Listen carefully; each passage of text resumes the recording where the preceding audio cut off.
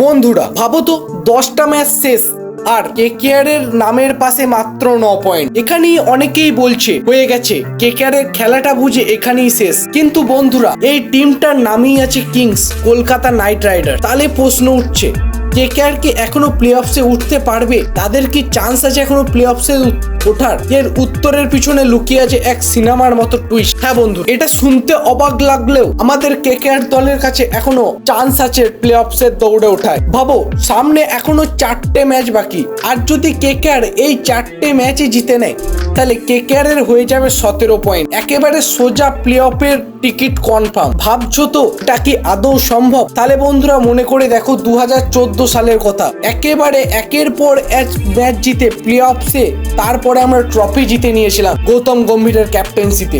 এবং 2021 সালেও একই ঘটেছিল, একের পর এক ম্যাচ জিতে আমরা পৌঁছেছিলাম ফাইনালে।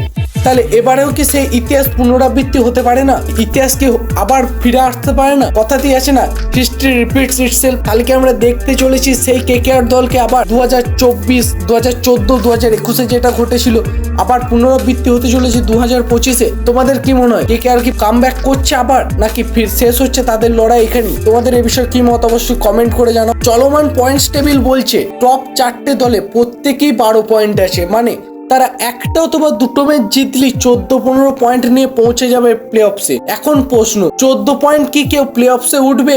এটা এবারের সম্ভাবনা খুবই কম। আর 15 পয়েন্টেও লড়াইটা হবে কাটায় কাটায়। আমাদের কেকেআর দল যদি পরবর্তী 4টে ম্যাচ জিতে তাহলে তাদের হয়ে যাবে 17 পয়েন্ট, অর্থাৎ যেটা এনাফ। এখনো পর্যন্ত আইপিএল এর ইতিহাসে আজ অব্দি কোনো দল 16 বা 17 পয়েন্ট নিয়ে প্লে অফস মিস করেছে এই ঘটনা ঘটেনি। আর এবছরেও যে সেটা ঘটবে না সেটাই আশা রাখা যায়। তাই বলছি যুদ্ধ এখনো বাকি, কিন্তু চ্যালেঞ্জ তো থাকবেই। কেকেআর এর বোলিং বিশেষ করে পাওয়ার প্লেতে দুর্বল, তাদের বর্তমান কোয়ালিফাই করার চান্স মাত্র 5 থেকে 6%। হ্যাঁ, শুধু 5-6% চান্সটা শুনতে খুবই ছোট লাগছে, তাই না? কিন্তু ইতিহাস করার জন্য এটাই যথেষ্ট। গত ম্যাচে রামনদীপ সিং বাদ পড়েছিল, জায়গা নিয়ে হয়েছিল রামম্যান পাওয়ার, কিন্তু তার ব্যাটিং এর সুযোগই আসেনি। আর চেতন সাকরিয়াও যেহেতু ফর্মে নেই, হয়তো অনুকূল রায়কে পরবর্তী ম্যাচেও নামানো যেতে পারে মাঠে। এমনকি অনেকে বলছে কেকেআর ছেড়ে দেবে রামনদীপ সিং, কিন্তু এই ঘটনাটা পুরোপুরি ভাবে মিথ্যা।